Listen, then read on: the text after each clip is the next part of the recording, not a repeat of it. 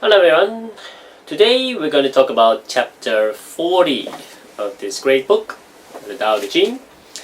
It's basically about the ultimate paradox. Why losing is your new superpower. So this Tao Te Ching of this chapter 40 is more about the twofolds. So one is more talking about the reversion and the other one is talking about yielding. So let me explain. So to apply this short form, chapter 40, is basically not thinking as that most of people want to achieve in life, that you want to accumulate more and more and more and more. But it's basically quite the opposite. Okay? So basically in a company or an environment like that, corporations always demand about consistent productivity, like give me your 200% productivity, which is unbelievable, doesn't exist, right? You cannot always have this linear way of thinking, and that's the problem as well. Because you have to recognize that there is a period of high intensity output, in Chinese called the yang, must be followed by a period of consolidation or rest, which is called in Chinese the yin yang. Alright? So what can you do about it? What kind of action can you take? So after a major product launch or meeting, you don't immediately pivot to the next big thing. So what you can do is proactively trying to schedule your low intensity level. So what does that mean? That means you have to honor the cycle of return. Otherwise, you will have burnout. So to prevent your burnout, then you have to ensure that you have to rest. So like sleeping, right? Most of the people think, I need to always be productive and always up to the level. No, then you're going to hurt yourself and your body will not lie. So in leadership or in management, whatever we see in reality is like, for example, you have some kind of rigid bosses, right? Who lead you through absolute authority and often tell you, to do something. You may be in their face and say, okay, I'll do it.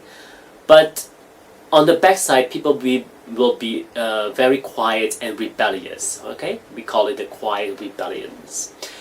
Or people will turn over against you. So the Tao Te Ching basically says that weakness in this case is the tool. Quote unquote weakness. Okay? So this translates, for example, in the servant leadership. So what can a leader do about it? Instead of forcing your vision on your team, what you can do is then yield to your employees or the people that are working for you. So you can basically say to them, what do you need from me to succeed? Okay?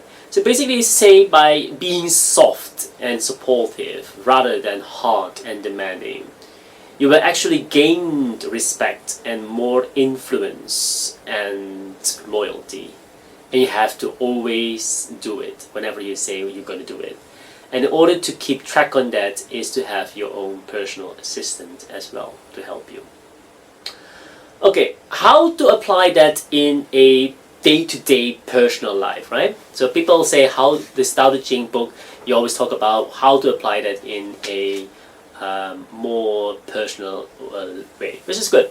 So in reality, you have to tell yourself about, we often feel like you want, like I said in the beginning, that you want to do more, right? Or buying more stuff to be happy. But that doesn't lead to happiness. Having too much things around you will be like cluttering. But instead of doing that, is what I will ask you to do is then you go there when you want to shop and you act like you're buying. You're not really swiping your credit card or anything when your kids or whenever your wife or your husband want to buy. But then you act like window shopping, right? So you have then peace doesn't come then from adding more things into your life. It comes more from the space between the things. And that's what I like about the places in Hong Kong. It's so small that you have to really consider what to give away in order to make space for something new, especially when you have kids. Parents will know about this as well. So how can you practice that also in a different way? So the power of the gap, like I told you, the space between the things, is when someone cuts you off in traffic. That's happened either with a car or either even walking, or says something rude to you or something not true. Don't react immediately. Pause. Find the non-being, the silence between the event and your response.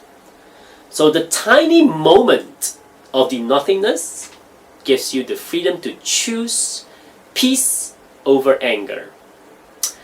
In my previous video, you can see also how to deal with that anger. It's very difficult, but you can overcome it step by step.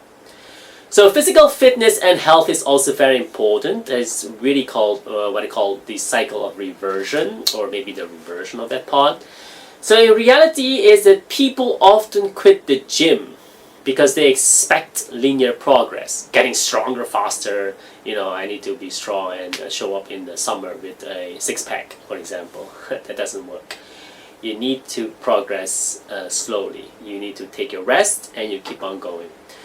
So progress is basically a spiral, not a straight line, okay? So you will have weeks where you really feel weak and unmotivated to go to the gym. That's okay. And then the action you can take is the returning days, quote unquote.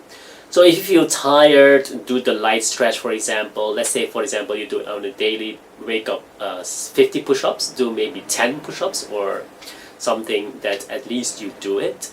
And sometimes people say, how do I read so many books? It's just not every day I read a lot of pages. Sometimes I need to read only 1 or 2 pages because I'm in a hurry or I wake up very late. So those kind of things you can think about, and don't stretch yourself too hard. So all in all, I think this will be applying to you, whatever you're gonna do with this, and just remember this chapter 40 that can help you with. It's only a few liner, as you can see, that I'll read you through. Turning back is how the way moves. Weakness is the means the way employs. The myriad creatures in the world are born from something and something from nothing. Thank you so much. Let's go to the next chapter. Bye.